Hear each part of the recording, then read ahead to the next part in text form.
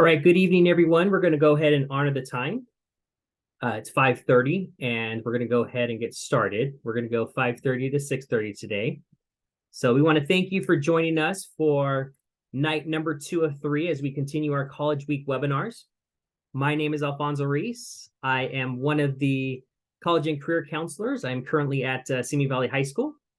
For those of you who joined us yesterday, we had Gary B., former University of New Mexico admissions director, who did a fantastic job on presenting From Stress to Success, Creating Options in the College Search.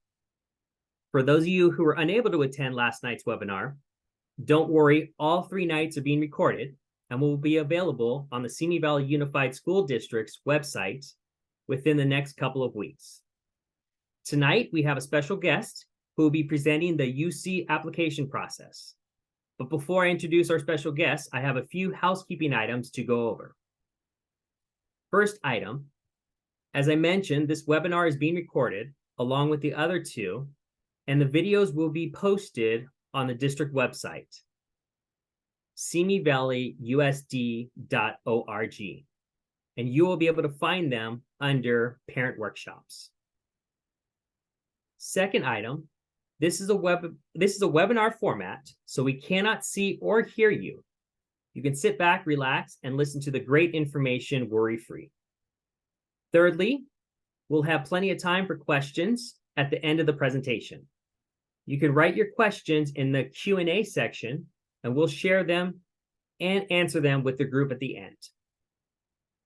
Number 4, there's no need to use the raise hand feature. We are going to be waiting until the end to answer all questions. And that's all I have for tonight. So without further ado, we have the privilege of having one of the best UC admissions reps joining us tonight from the University of California, Santa Barbara, Miss Joanne Hernandez. Go ahead and take it away, Joanne. Awesome. Thanks, Alfonso. Thanks, y'all, for joining us this evening. Again, my name is Joanne. I am an admissions counselor with UCSB, so I do work closely with high school students. I am also the admissions counselor for the Ventura County. So if y'all ever have any questions, if y'all ever need any help, I'm really going to be the best person for y'all to reach out to. Bit about me, I did go to UC Santa Barbara for my undergrad. I studied sociology and Spanish. I actually graduated just last year, class of 2022. So I'm super happy to hear that we are all considering applying to a UC campus. So even though I work for UC Santa Barbara, the information I'll be sharing with us today will help you out for any of the UCs that you want to apply to, which is amazing. So I'm going to go ahead and walk us through each section of the UC application. I'll kind of walk us through some tips, some tricks, some common errors. But before we get into the application itself, I just kind of want to give us an overview of the University of California. So there are 9 undergraduate UC campuses, and we are within that University of California system. So I do want you to think of all 9 UCs kind of like sisters. So if we have sisters, we know that we're going to be a little bit similar. So we share the same application, we have the same eligibility requirements, but for the most part, all of the UCs are going to be a little bit unique.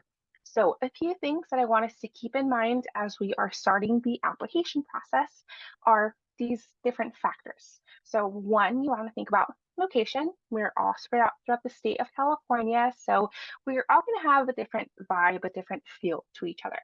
So we have some campuses that are out in the valley, others right on the beach, others in super big cities, others in more rural areas.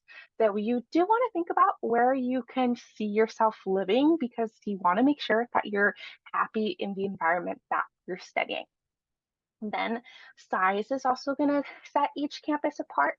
So I can say Santa Barbara is more of a medium-sized UC. We have about 26,000 students in total, whereas other UCs can have as many as 45,000 students, others as small as 10,000. So you kind of want to think about where you're going to see yourself fitting in. And lastly, you want to think about majors, because you want to make sure that the UC that you're applying to offers the major you want to study. So it is super important that you do your research ahead of time. That way you're confident on those campuses you're setting yourself to apply to. Now, some quick updates to the UC application.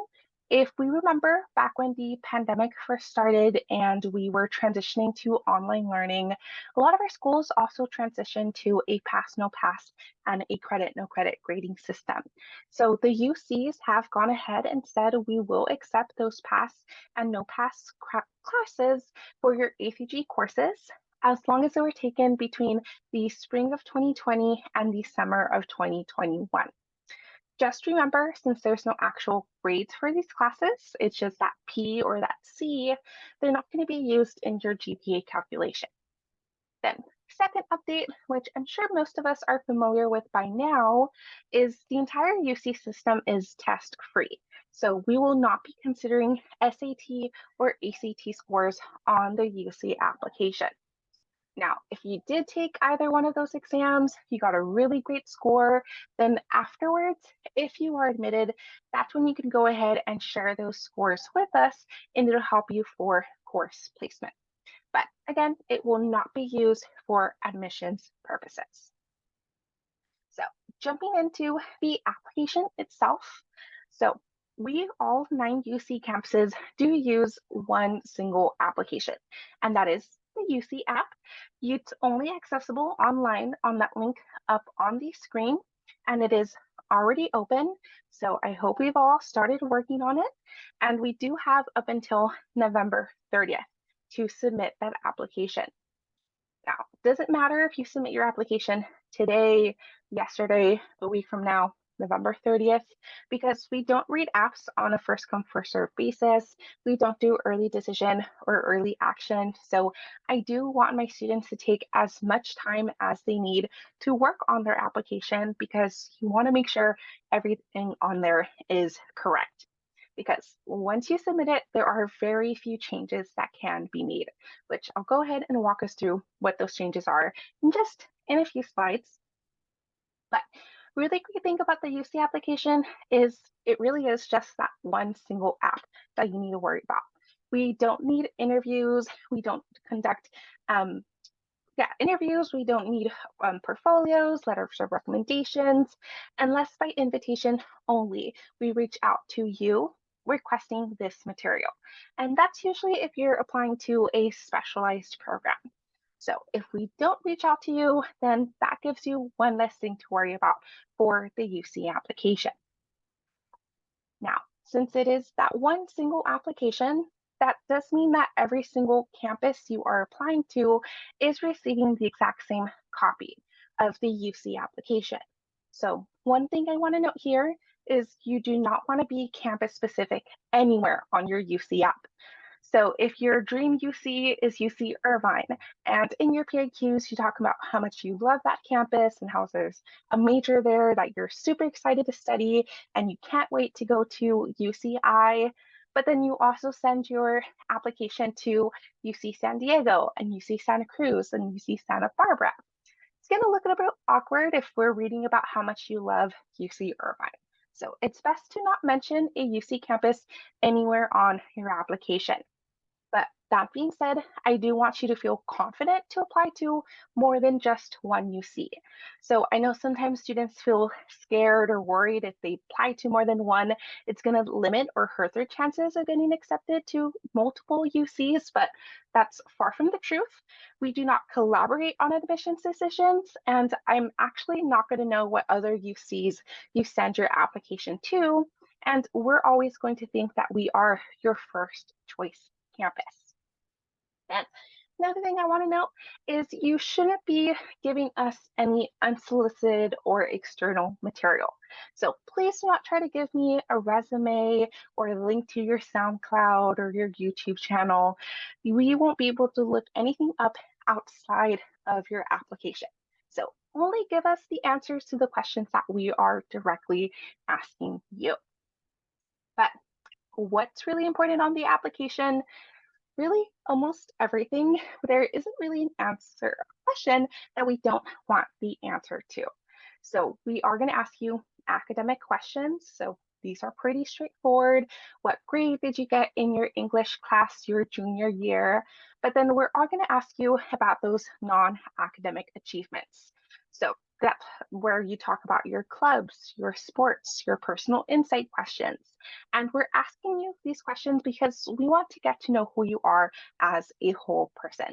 So it kind of gives us context clues so that we could kind of paint a picture of who you are. Now, there are a few questions that we are asking you on the application, though, that are not going to be used in the application review.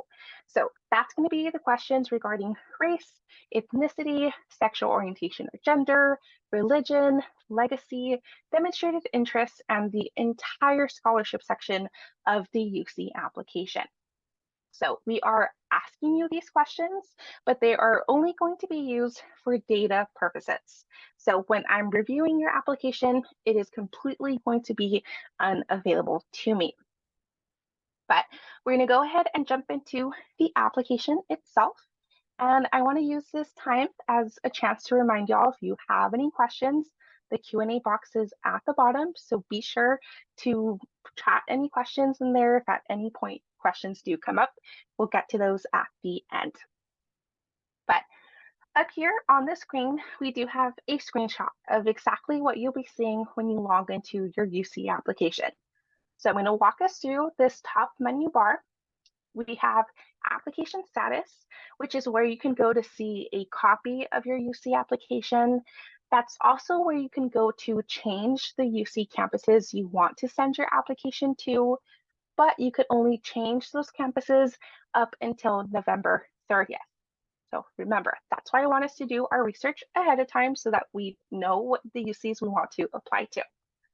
Then next to there, we have My Account, and that's where you go to change information like your name, your email, your phone number, your address, so all of that contact info. And really, that's the only information that can be changed after you submit your application. So again, be sure to triple check your application. You want to make sure everything there is correct. Then we have the sign out function, and to the very end, we do have that help button. And if you have any questions, if you need any help, that's going to be the best place to go because the FAQs that pop up within the help button are going to be tailored to whatever section you are currently working on. So if you are in the activities and awards, you're a little bit confused, you're not sure what to do, click on that help button and the questions that appear there are going to be based off what you're working on at that moment. Then if you have any glitches on your application, if something's not really working for you, in there you'll also find the contact information for the UC Application Help Desk Center. So they're going to be the best folks to contact with any of those type of issues. Then right below that, you will find the 7 different sections to the UC application. And I want us to work in the order that these tabs appear because the application is reactive.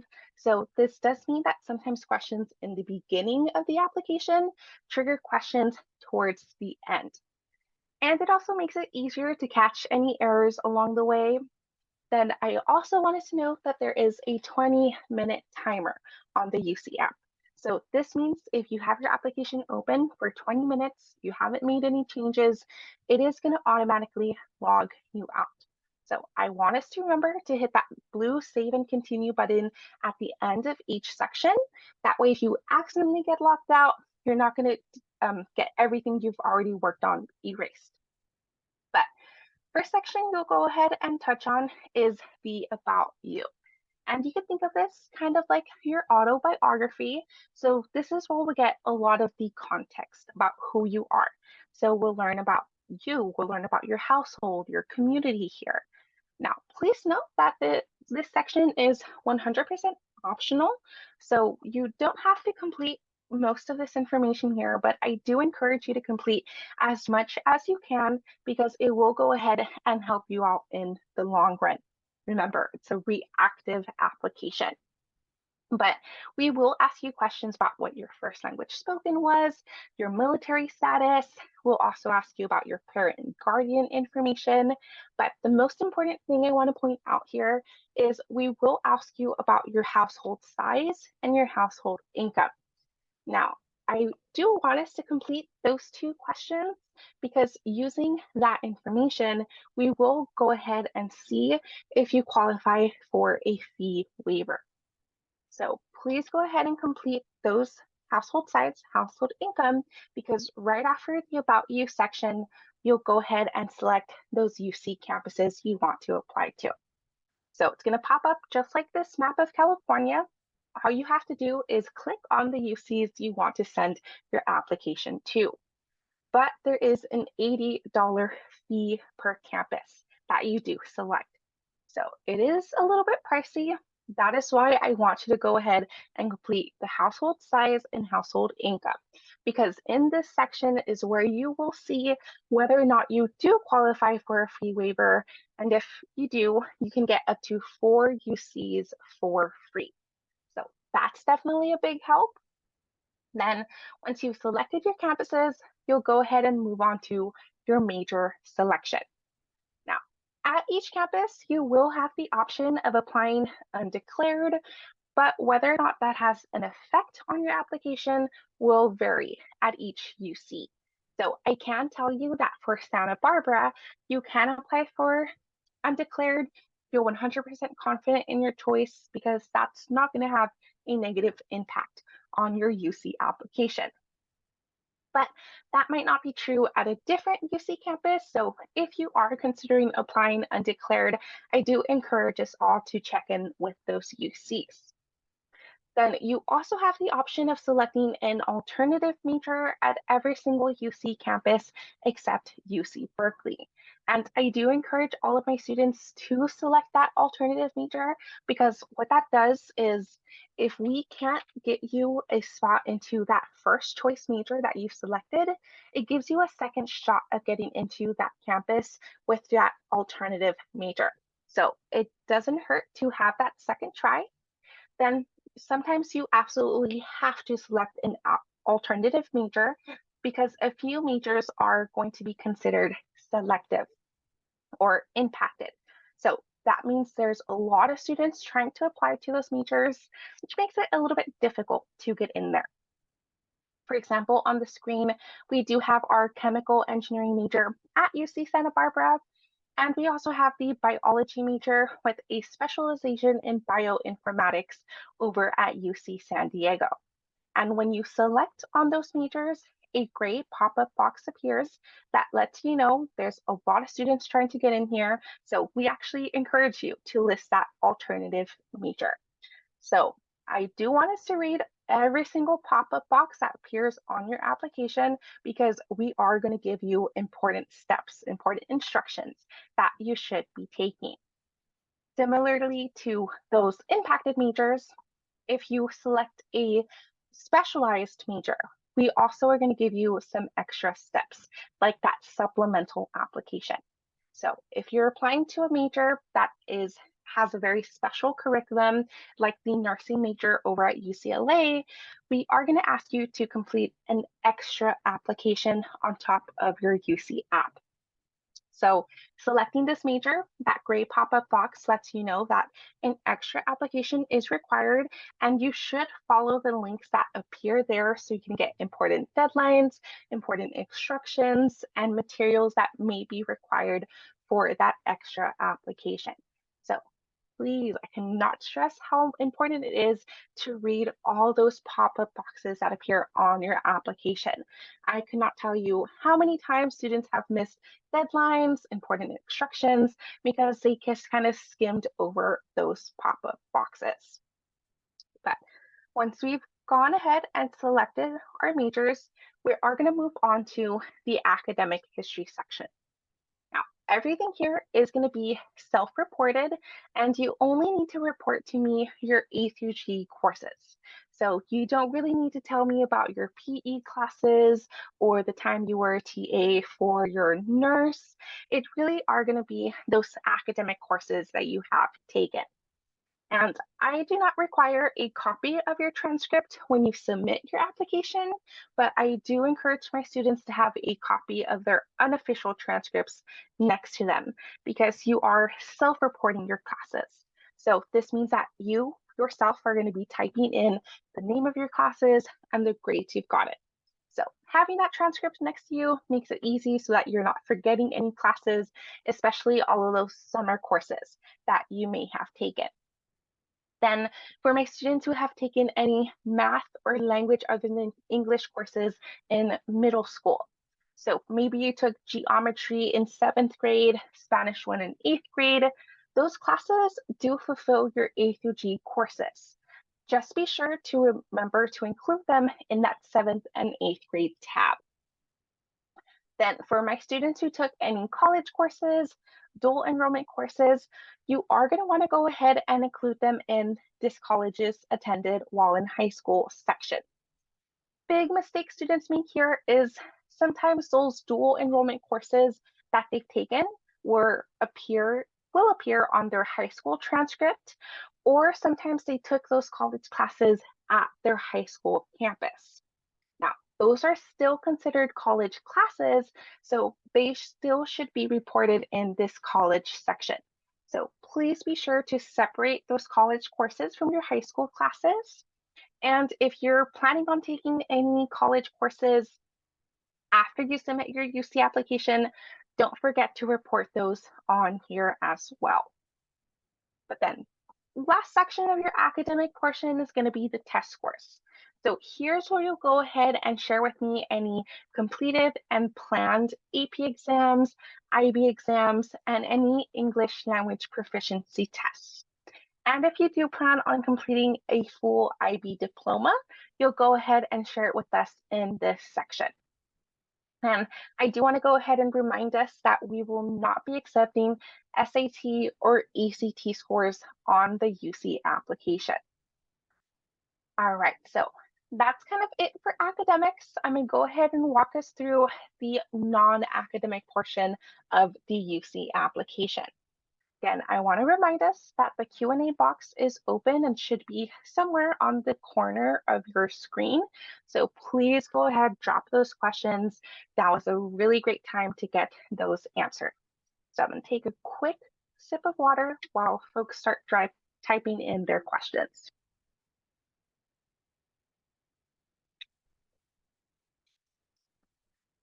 All right, so after you give me your test scores and your classes, you're going to move on to activities and awards.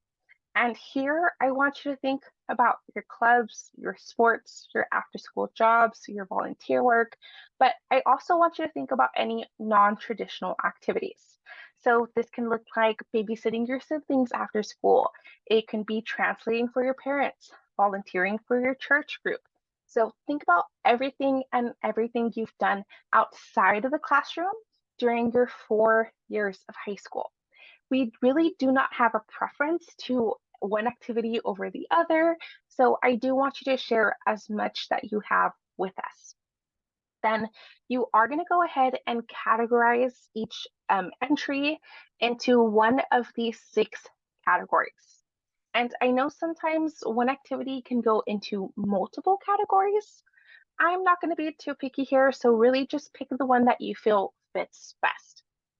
Then after you go ahead and categorize it, you also are going to tell me how much time you spent for each activity. So you're going to tell me the years that you participated in them, as well as the hours spent per week and the weeks spent per year. And I also know that your time commitments can vary based off of sports seasons and other factors. So you can give me an average or an estimate of your time. We're also not going to be too picky with this section. But the chunk of this response is going to be within your description. So for each description, you do only have 350 characters. So very short, sweet. I do not want you to give me full sentences. I do not need a paragraph here. Complete bullet points, short phrases are 100% okay. Just be sure I'm able to understand what it is you're trying to tell me here. Then within your description, I'm not really looking for a description of what volleyball is, what yearbook is.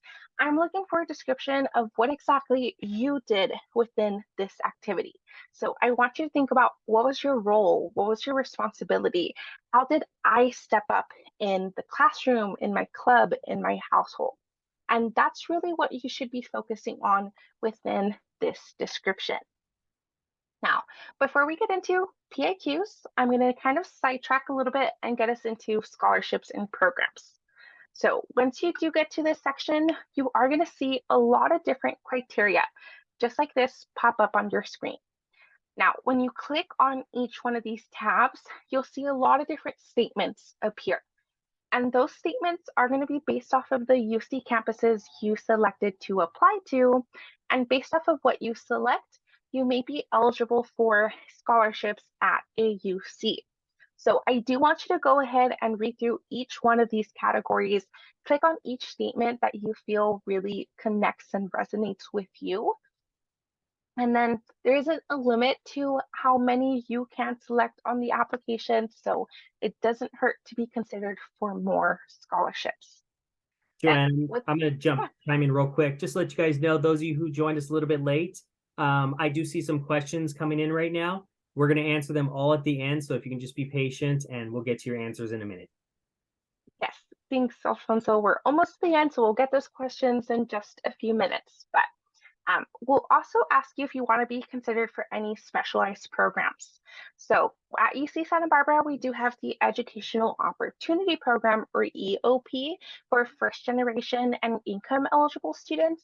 They provide advising, financial assistance, workshops, peer advisors, and a lot of other resources there for students. I was part of EOP back when I was at UCSB, and it really helped with my transition to college. So I always encourage my students to select that they are interested in the program.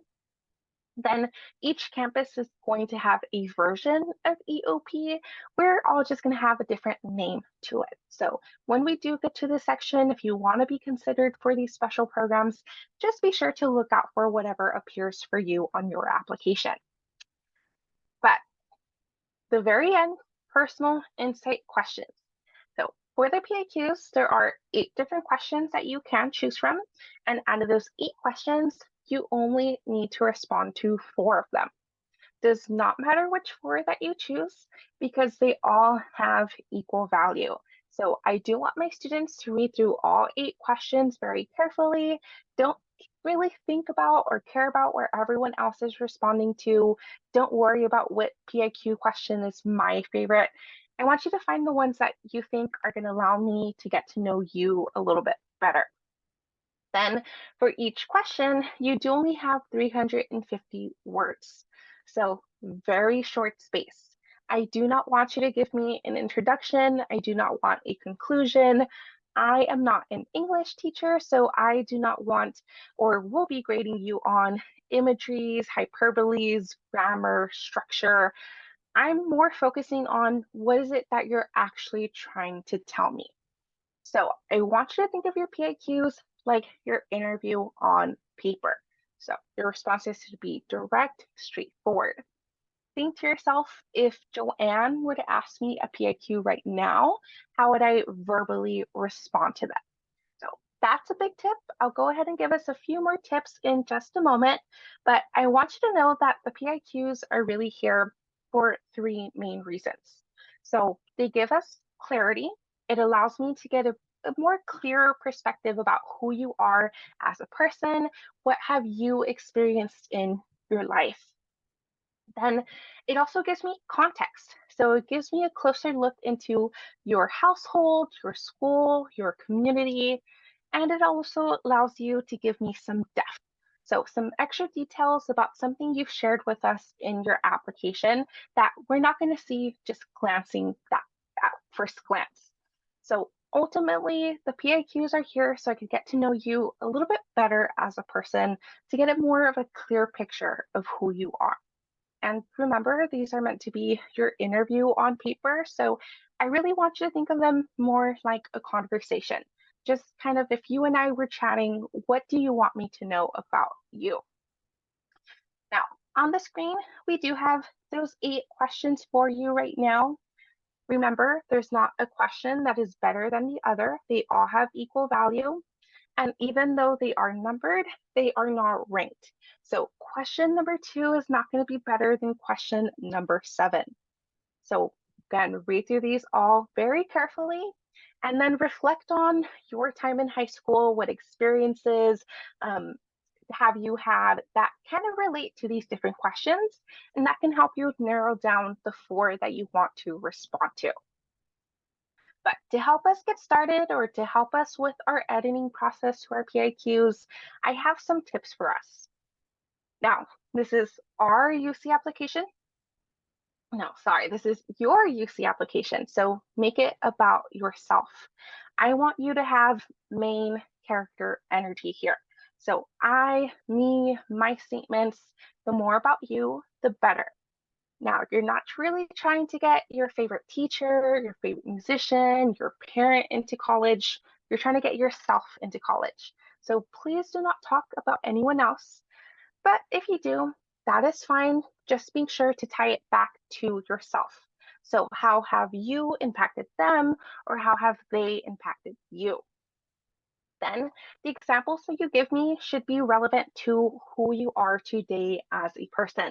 So I don't really want to know about the time you were a line leader back in elementary school. They should be relevant to your 4 years of high school.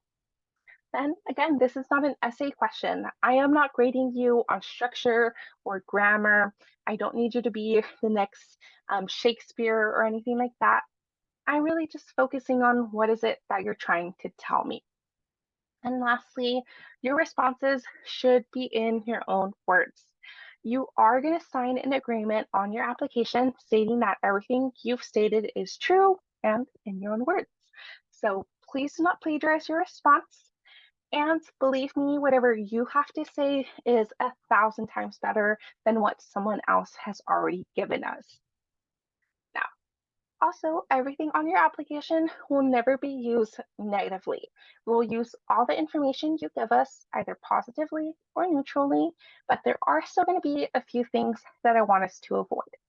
Now, feel free to take a picture of the screen. I'm not going to go through every single one of these. I'm just going to pick and choose some of the common kind of mistakes that I see in PIQ responses.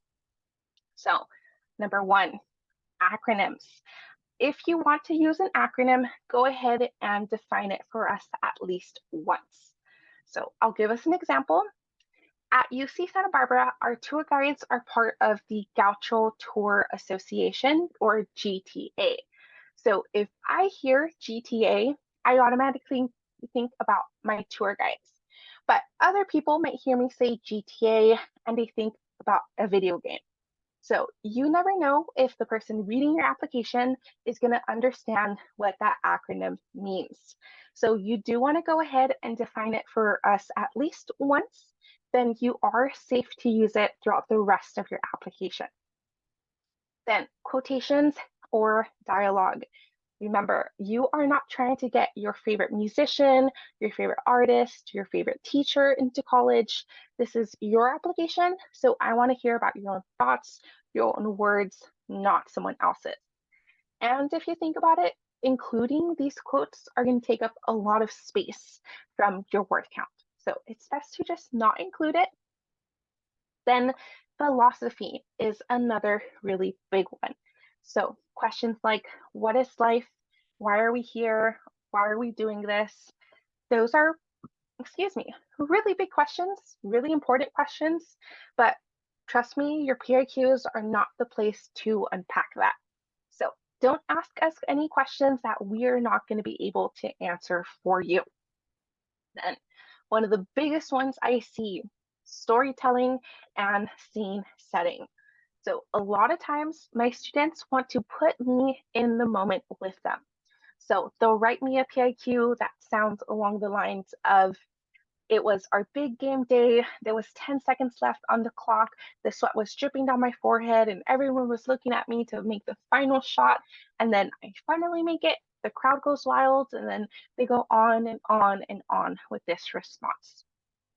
Now, that may be written very nicely, but it's not giving me any information about who you are as a person. So instead of trying to get stuck on all these little details, you want to go ahead and just lay down the facts for us. Remember, interview on paper. And with that, you also want to keep your responses professional. You don't want to write it like a text. You don't want to use slang or abbreviations. Jokes are also not appropriate for your PIQs because even though I love that you have a sense of humor, the person reading your PIQ response may not find what you find funny. So it's safe to just not include any jokes or sarcasm. All right. Very last thing is going to be your additional comments section. Now, this is 100% optional, but it is a space for you to tell us any additional information that you have not been able to share with us anywhere else on your UC application. So it can be used for academic factors, such as my school limits the amount of AP classes I've taken, so I had to wait until my junior year to start taking AP classes. But it can also be used for non-academic factors. So perhaps I had to take the bus home every day after school, so I couldn't really get involved with extracurricular activities. So anything you think is important for us to know about why your application looks the way it does, please go ahead and share it with us here.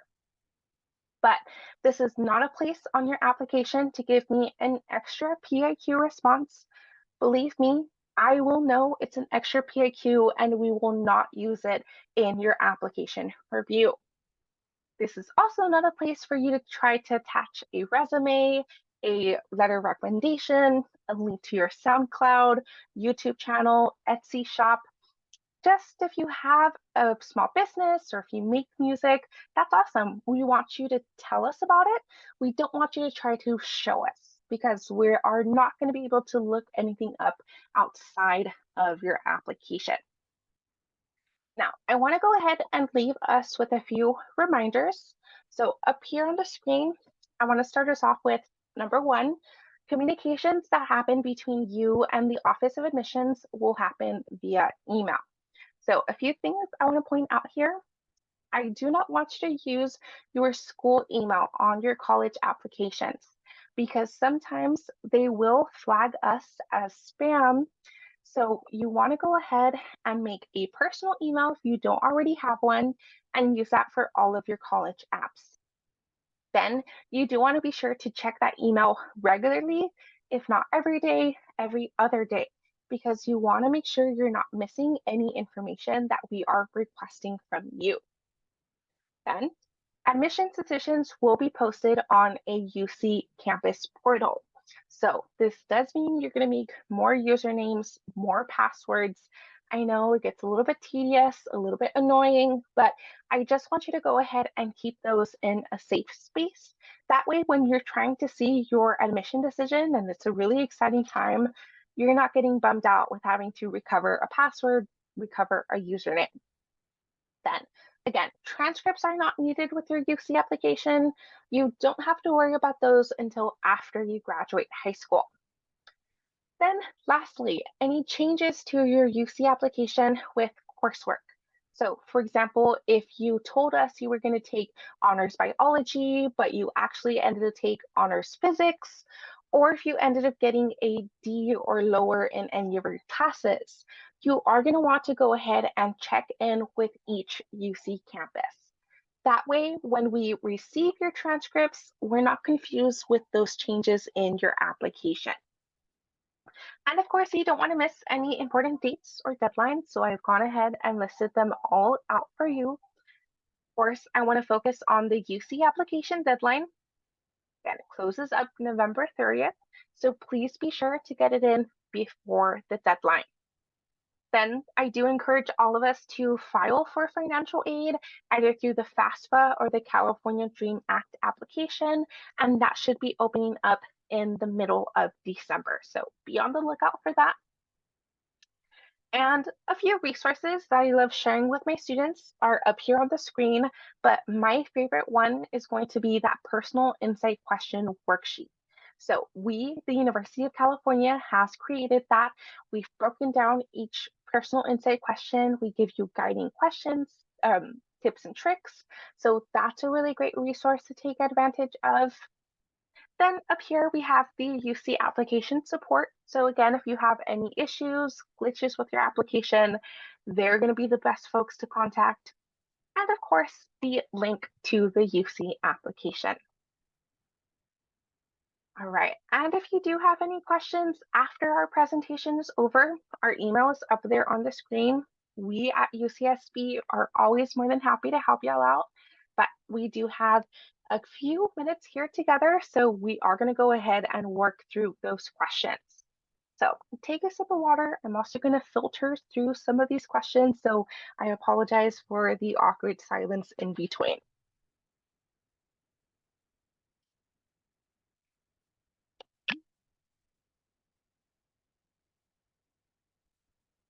Can I add my college courses to the college course section, even if they do not appear on my high school transcript?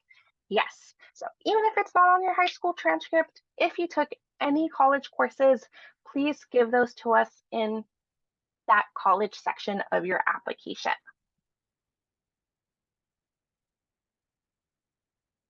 So SAT tests are not accepted in the UC app. Are SAT scores accepted?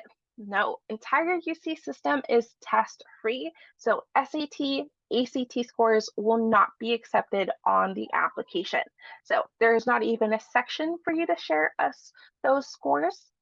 But if you did get a really great SAT, ACT scores, then after, if you are admitted to a campus, you can share those scores with us then, and it will help you out for course placement.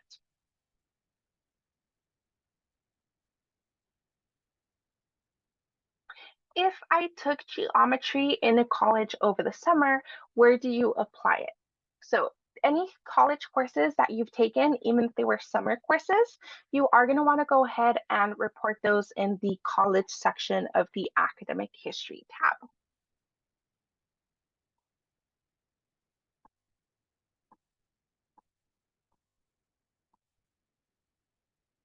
Is the ELPAC a valid English proficiency test?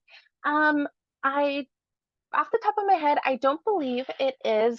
From what I'm aware, the IELTS, the TOEFL, and the Duolingo language test are the approved UC exams for English proficiency. But I can go ahead and drop the link right now.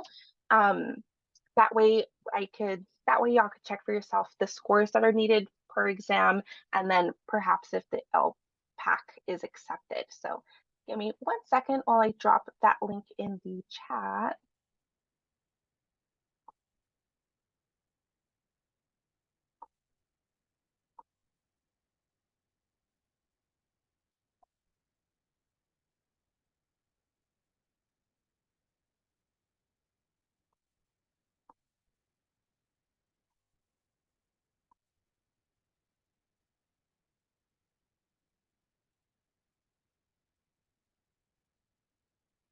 Ooh, okay, so we actually do not have a chat. So let me see how I could. Alfonso, do you know maybe how I can share a link to participants? Would it be like if I type out the response? Yeah, I believe if you type it out, I might be able to send it to everybody. We can see if you type it out. Okay, perfect. Okay, awesome. So that question in the answer tab regarding the English proficiency test, I have gone ahead and dropped the link to the University of California page. So you'll be able to go ahead and find a little bit more information on those exams. Are these slides going to be available elsewhere? So the slides itself, no, but a recording of our presentation will be available afterwards, as well as the other 2 sessions that are happening this week. And then we do also have a YouTube channel, UC Santa Barbara, and it's UCSB for me. I could also type it into this response. And on there, we do have a version of this presentation. We also have a UC application tutorial. So we break down each section of the UC application a little bit more in depth. We also break down the personal insight questions. So that's a really great resource to take advantage of. So on the, again, that answer tab, the questions regarding the slides have our YouTube channel name.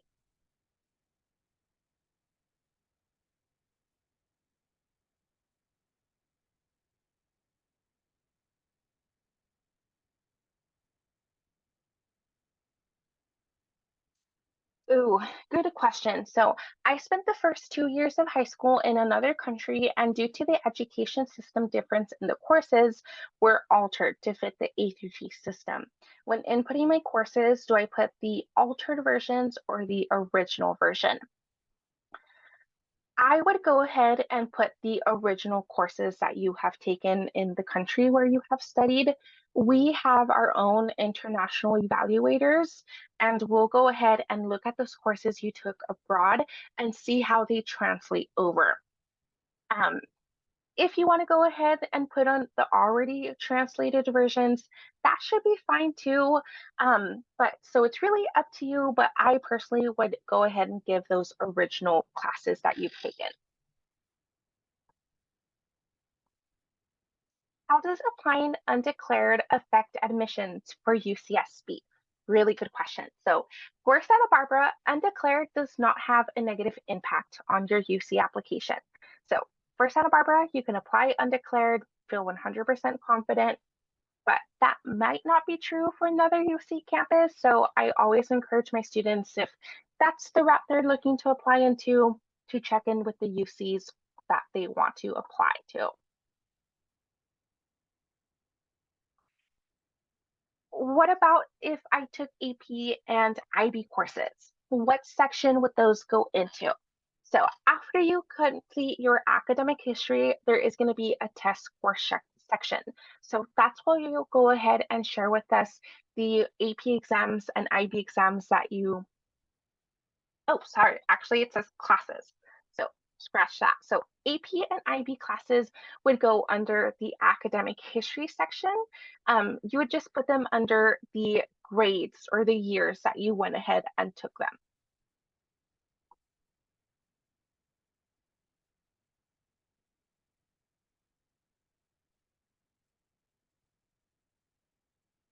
If we do not have a valid English language proficiency test, would students have to take them before they apply to a UC?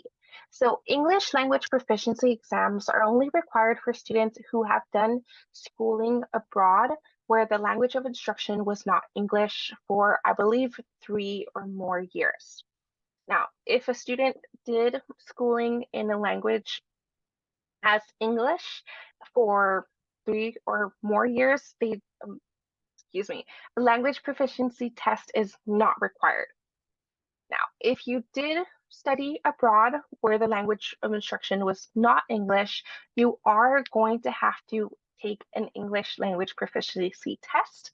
And I believe those are required to be taken in the December after you submit your UC application.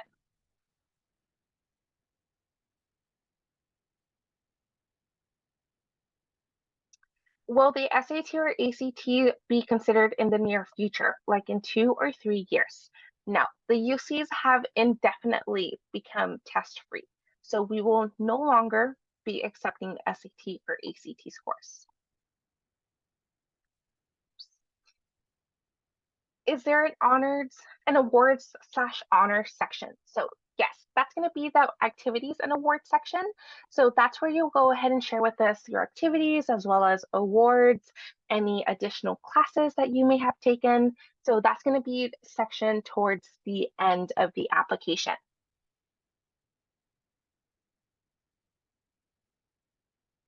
Once the 20 minutes are up on the app, when would I be able to access it again? Super good question. So the 20-minute timer really is going to be if you have your application open, you have not touched it at all for 20 minutes, it logs you out. So that's there for safety purposes. But if you are working on your application, you have not stopped, then it's not going to log you out, so you don't have to worry about it.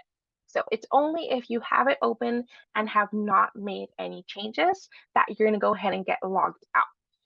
If you do get logged out, you are able to log back in automatically. So you don't have to worry about like getting logged out for a period of time. All right, folks, we have about 10 more minutes. We have quite a few questions in our Q&A box, so I'll try to get to as many as I can. But again, our email is up there on the screen, so please be sure to get a photo of that. That way, if I can't get to you today, you can get it from us later.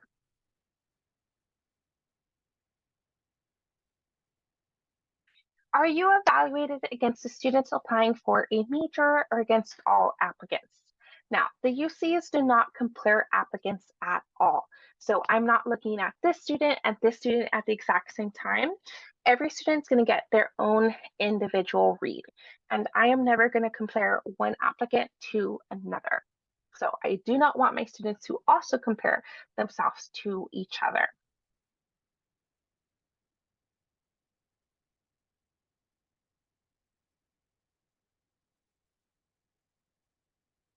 Ooh, how long does it usually take for the UC schools to tell you if you've been accepted or not? Now, admissions decisions are usually posted in the middle of March. So around next year is when you go ahead and hear from us.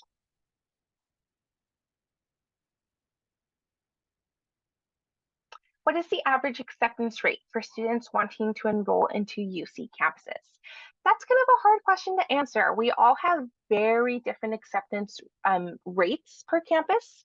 I can't say for UCSB, our acceptance rate this past year was about a 28%. Does UCSB require freshmen to live on campus? No, we actually don't require anyone to live on campus, so it is 100% optional for UC Santa Barbara. But that might be different for another UC campus, so I do recommend checking in at those UCs.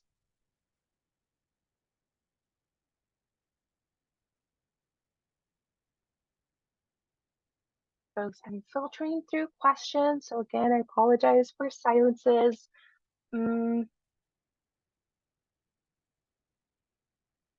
Would we input the AP capstone diploma under the test score section? That's a good question. I do believe you will be able to indicate that in the test score section. If there is not an option for you to do so, you could always share that with us within your activities and awards or within your additional comments section. But I'm pretty confident there should be a section in the test scores that allows you to do so.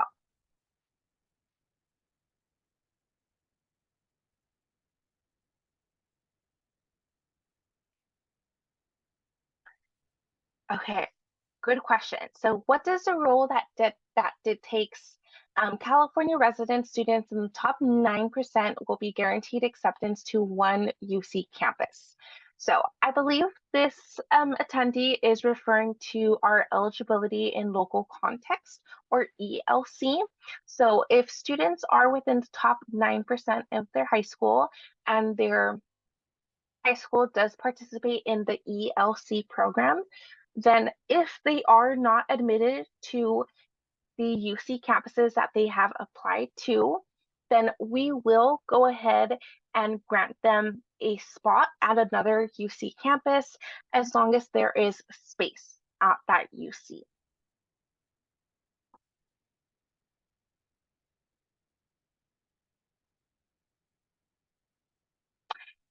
Do UCs ever reject people if the student is too good and think they would commit to a higher ranking school instead? Is this a factor in college admission? Good question, and the answer is no. Really, when I'm reading your application, I'm just thinking about how you are going to fit in at our campus. So I don't really think about what other schools you've applied to. We're only reading your application for our campus. So no, we're not going to reject a student if they appear too good on their application.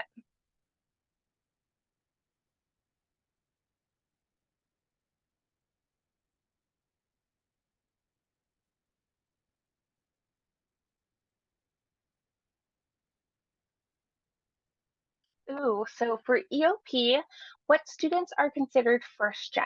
Does it include students whose parents who didn't attend a college in the US? So first generation students are going to be considered anyone whose parents or guardians have not completed at least a bachelor's degree within the United States. So I know sometimes students have parents who have a degree where in their another country, so those students would still be considered first generation.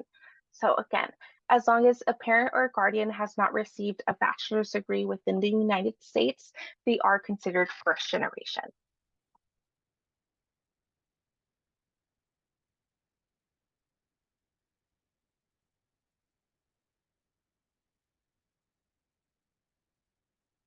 Okay, so tricky question.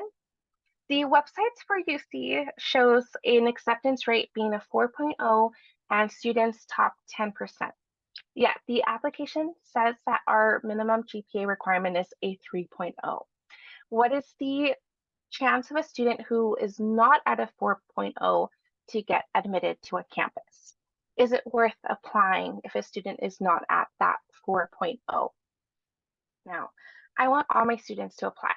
Now, I know the numbers that appear on the University of California website can be a little bit scary, but those are just those average GPAs. We are accepting students from all GPA ranges. So as long as you have that 3.0, you are going to be considered for admission because it is not just GPA and academics that we're looking at.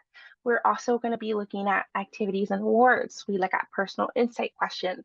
We look at how have you been able to challenge yourself, what you have available to you. So if you feel like you are not at the academic level that those statistics shows, I don't want you to get scared. I do still want to encourage you to apply. Then, if for whatever reason you are not admitted to a UC campus, you still have options. There's the transfer route, there's the transfer admission guarantee.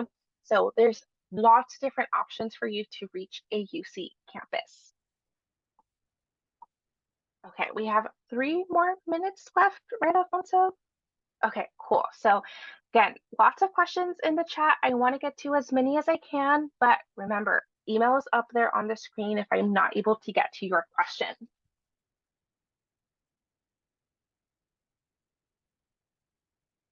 Okay, so is there any preference or separate selection process for students who are children of UC alumni?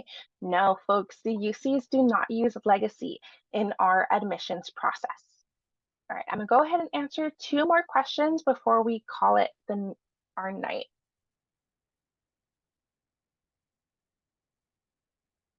If I was unable to stay consistently in clubs because of scheduling conflicts during school, would that look bad on my application? Not at all.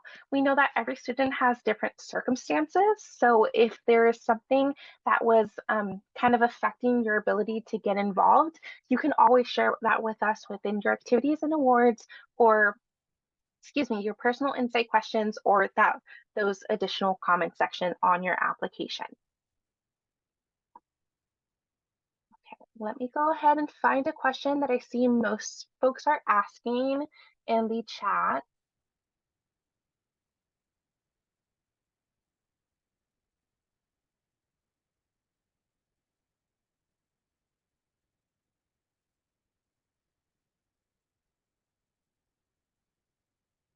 Ooh, good question. Well, submitting my application at the end of the due date alter my chances of getting in.